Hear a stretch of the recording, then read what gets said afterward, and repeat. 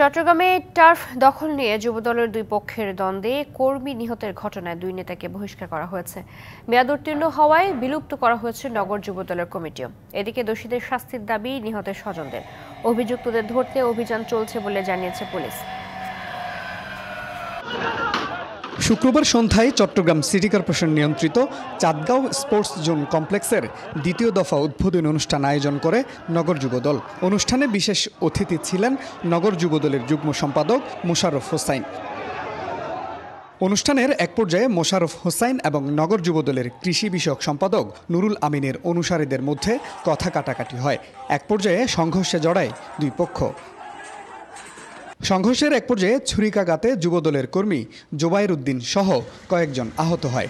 চট্টগ্রাম মেডিকেলে চিকিৎসাধীন অবস্থায় মারা যান জোবায়ের। ঘটনার সুষ্ঠু বিচার চান স্বজনরা। একটা হচ্ছে মোশাররফ গ্রুপ, একটা হচ্ছে আমিন গ্রুপ। তো মোশাররফ গ্রুপটা ওটা উদ্বোধন করাতেই আমিন গ্রুপ একটু কেফা ছিল।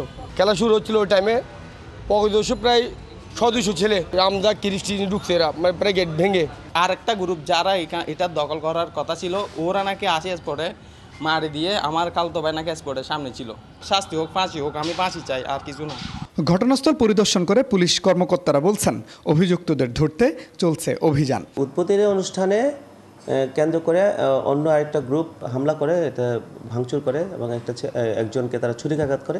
অতি শীঘ্রই আমরা যারা এই হত্যাকাণ্ডের সাথে জড়িত বা এই সন্ত্রাসী কার্যক্রমের সাথে জড়িত তাদেরকে আমরা অতি শীঘ্রই গ্রেফতার করতে সক্ষম হব। এ ঘটনার পর অভিযুক্ত দুই নেতাকে বহিষ্কার করেছে কেন্দ্রীয় যুবদল। বিলুপ্ত করা হয়েছে নগর যুবদলের মেয়াদ উত্তীর্ণ কমিটিও।